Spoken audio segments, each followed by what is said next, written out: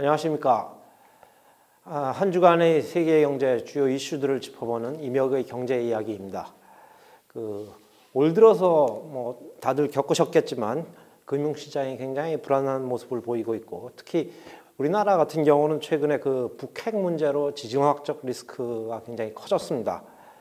이에 따라서 최근에 제 주변에서도 그렇고 안전자산에 대한 관심이 부쩍 높아지고 있는 상황입니다. 그래서 오늘은 안전자산이라고 하는 것 중에서도 특히 최근 전 세계적으로 관심이 대상이 되고 있는 금 투자에 대해서 한번 알아보도록 하겠습니다.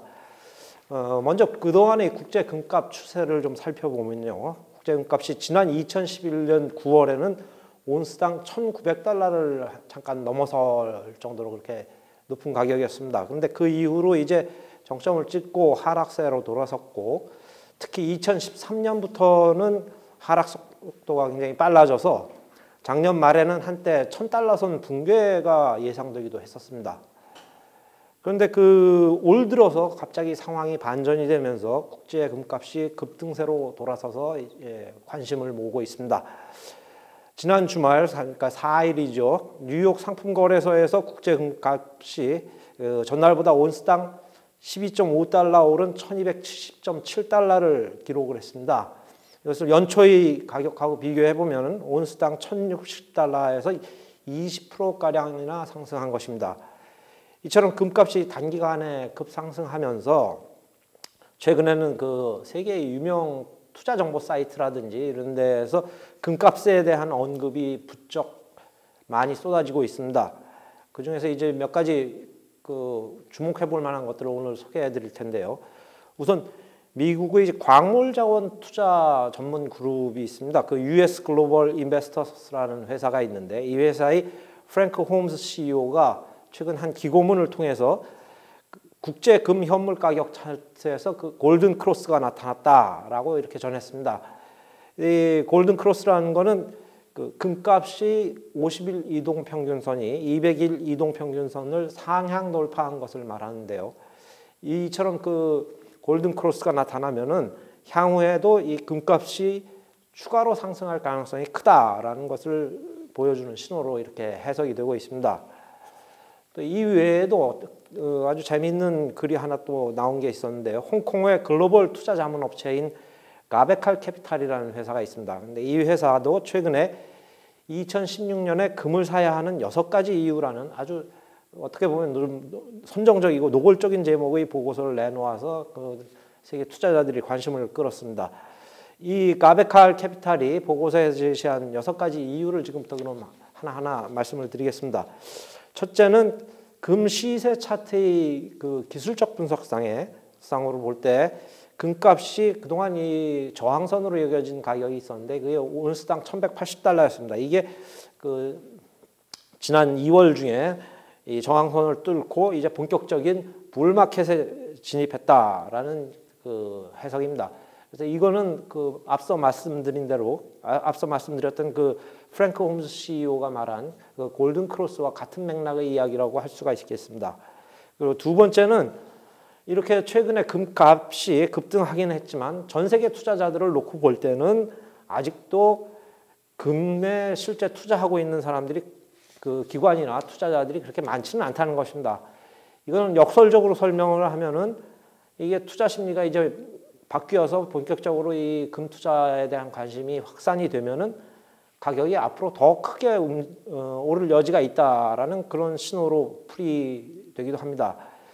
가베칼 캐피탈은 이런 사실을 두고서 지금 현재 금을 사는 것은, 이 현 시점에서 금을 사는 것은 글로벌 금융위기 발발 이듬해 해였던 2009년 4월에 주식을 산 것과 비교할 수 있다라고 강조하게 됐습니다. 이게 2009년 4월이라고 하는 시점이 당시에 글로벌 금융위기 충격으로 주가가 일시에 급락을 했다가 이 무렵부터 이제 선취매가 시작됐던 것입니다. 그러니까 지금 금을 선취매할 때라는 얘기를 이렇게 표현한 것입니다.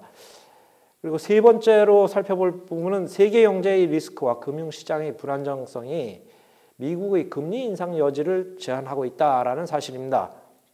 이 가베칼은 미국이 아주 잠깐 뭐 일시적으로 단기 금리를 올리더라도 결국은 다시 제로 금리 수준으로 복귀할 것이다라고 아주 자신 있게 전망을 하고 있습니다. 그래서 이 미국 금리가 다시 내려가면은 이건 다시 달러 약세를 부를 것이고, 이는 그 달러와 금값은 항상 반대 방향으로 움직인다는 점에서 금 투자의 호재가 될 수 있다고 이렇게 해석을 했습니다. 그리고 네 번째는 이제 환율 요인인데요.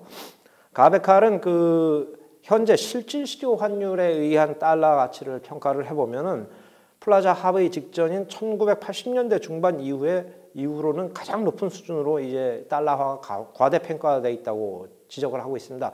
최근에 미국 그 정부가 주요국들에 대해서 뭐 환율 조작 그 시비를 걸 움직임을 보고 있는데, 이것도 그 같은 맥락이라고 할 수가 있습니다.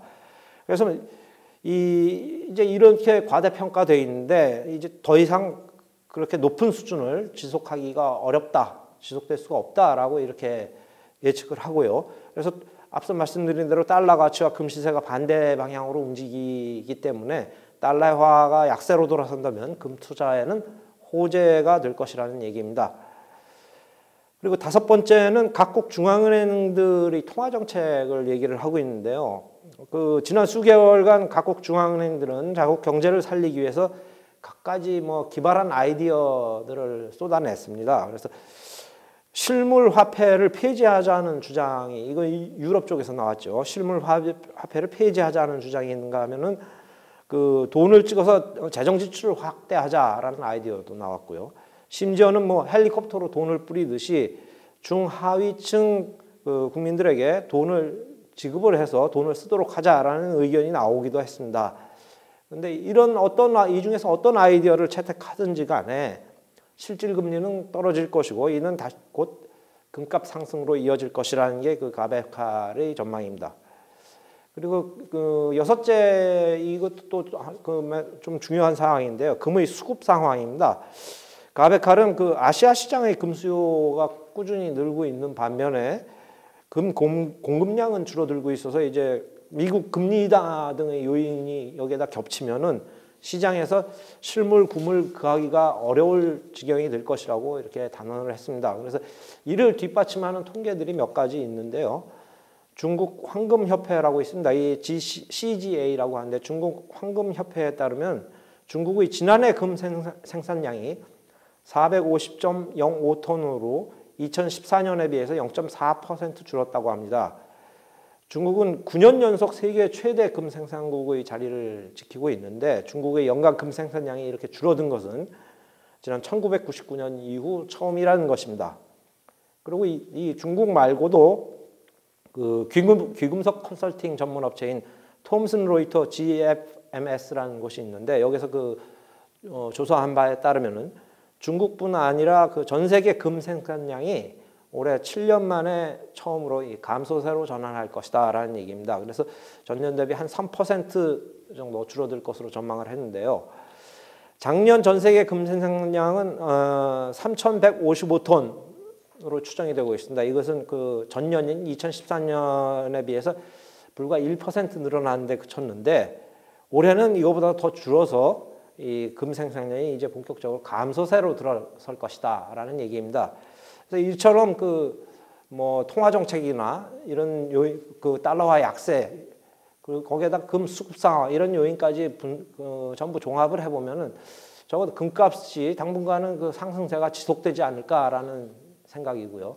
그래서 최근에 이 유럽이나 미국 쪽의 그 투자 전망 보고서들을 보면 거의 예외 없이 금 투자에 대해서 아주 긍정적인 전망을 쏟아내놓고 있는 게 요즘의 상황입니다. 이상 임혁의 경제 이야기였습니다.